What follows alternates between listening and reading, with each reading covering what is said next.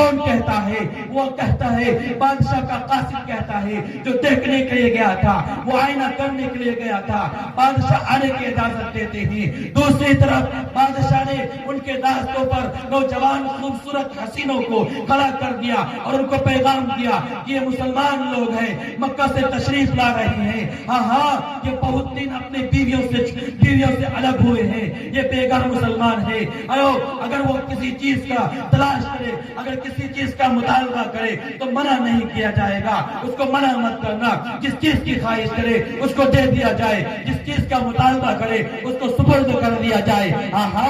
ادھر سعد ابن وقاص جو نبی کے ماننے والے تھے، جو نبی کے مت والے تھے، جو نبی کے سے محبت کرنے والے تھے، جو عاشق رسول تھے، وہ اس تمام حالات کو، تمام کردار کو، تمام اصول کو بھانپ لیا کرتے ہیں اور صحابہ کو مخاطب کر کے یہ کہتے ہیں اے صحابہ آج تمہاری امتحان کا وقت ہے، آج تمہارا پائے جاؤ گے، اگر آج تم امتحان کے اندر کامیاب ہوئے، یقیناً آج امتحان کی گھڑی ہے، ہمارے سامنے آقا کے، ہمارے سامنے محبوب کی سیرت ہے، ہمارے سامنے رب ذوالجلال کی سیرت ہے، اگر آج امتحان میں کامیاب نہ ہوئے تو کل قیامت کے دن رسوائی کا چہرہ آقا کے سامنے دکھانا پڑے گا۔ سعد بن وقاص اپنے تمام صحابہ کو یہ پیغام دیتے ہیں اور اپنے قافلہ کو آگے بڑھاتے ہیں۔ وہ بادشاہ یہ کہتا ہے جو ان کا قاصد آیا تھا، ارے یہ تو وہ مسلمان ہیں جن کے پاس کپڑے بھی موجود نہیں ہیں، یہ وہ مسلمان ہیں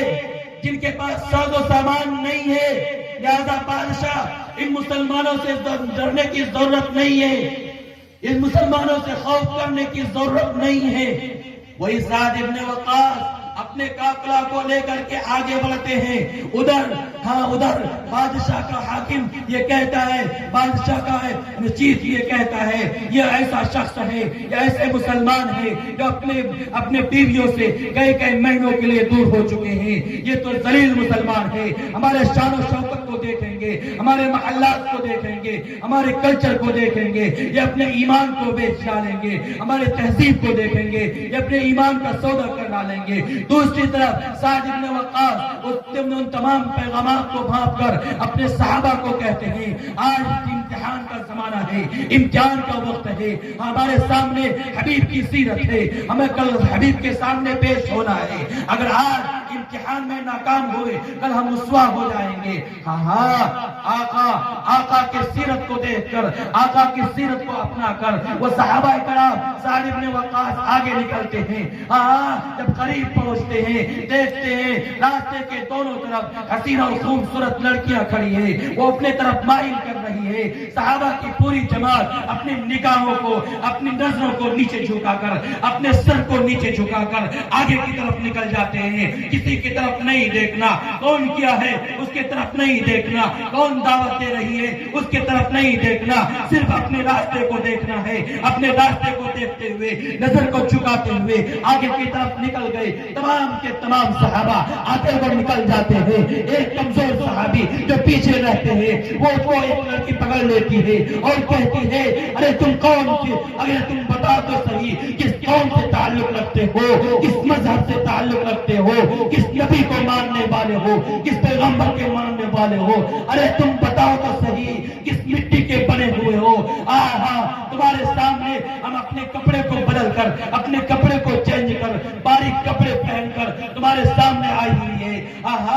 میں بتاتا چلوں کہ وہ شہزادی تھی جن کو خریدنے کے لیے پیسے خرچ کیا کرتے تھے، وہ شہزادی یہ کہتی ہے ارے تم کس مٹی کے بنے ہوئے ہو، ہمارے جسموں کو خریدنے کے لیے روزانہ لوگ آتے ہیں، ان کو میری جسم نہیں ملتی، وہ پیسے خرچ کرتے ہیں لیکن اس کو میری جسم نہیں ملتی، آپ کے سامنے ہم حاضر ہیں، جس طرح چاہے فائدہ اٹھا سکتی ہے لیکن تم میری طرف کیوں نہیں دیکھتے، آخر بتاؤ تو صحیح کس پیغام پیغمبر کو ماننے کے والے ہو، کس مذہب پر عمل کرنے والے ہو. یہ صحابہ یہ کہتے ہیں ہاں ہاں اے دوست اے نوجوان لڑکیاں، آج تک تمہارے پاس جو آیا ہوگا وہ آپ کی عزت کو نیلام کرنے کے لیے آیا ہوگا، آپ کی عزت کو لوٹنے کے لیے آیا ہوگا. ہم تو ایسے قوم سے تعلق رکھتے ہیں، ایسے نبی سے تعلق رکھتے ہیں، ایسے مذہب سے تعلق رکھتے ہیں جو مسلمان کی لڑکی، جو غیر مسلموں کی لڑکی کی عزت کو بچانے کے لیے آئے ہیں. ہم آپ کی عزت کو نیلام کرنے کے لیے، ہم آپ کی عزت کو نیلام کرنے کے لیے نہیں آئے. میرا طریقہ، میرے نبی کا فرمان یہ دعوت دیتا ہے کہ کسی نوجوان لڑکی کی عزت کو پامال نہ کیا جائے، ان کی عزت کی حفاظت کی جائے. آج میں آپ کی عزت کی حفاظت کرنے کے لیے آیا ہوں. وہ نوجوان لڑکی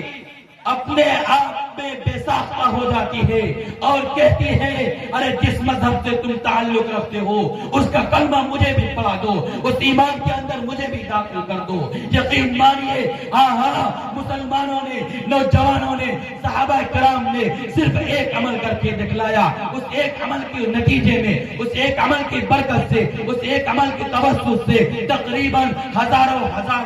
وہ نوجوان لڑکیاں جو اپنی عزتوں کو بیچا کرتی تھی، وہ نوجوان لڑکیاں جو اپنی عزتوں کو ذلیل کیا کرتی تھی، تمام کے تمام مذہب اسلام کو قبول کر کے ایمان میں داخل ہو گئی اور کہنے لگی یہ تو طریقہ جس نبی کا طریقہ ہے، امن و امان کا طریقہ ہے، شانتی کا طریقہ ہے، عزت کی حفاظت کا طریقہ ہے. اور جس مذہب میں عزت کی حفاظت ہو اس میں عزت ملے گی، جس مذہب میں عزت کی حفاظت نہ ہو اس میں عزت نہیں مل سکتی. اس صحابہ کے اس ایک عمل کی وجہ سے تقریباً ہزاروں وہ نوجوان لڑکیاں جو اپنے عزتوں کو روزانہ نیلام کیا کرتی تھی اسلام میں داخل ہو گئی اور انہوں نے یہ کلمہ پڑھا لا الہ الا اللہ محمد رسول اللہ.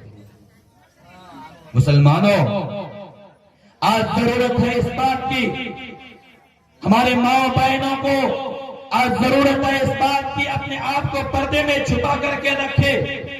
اور اگر ہماری نوجوان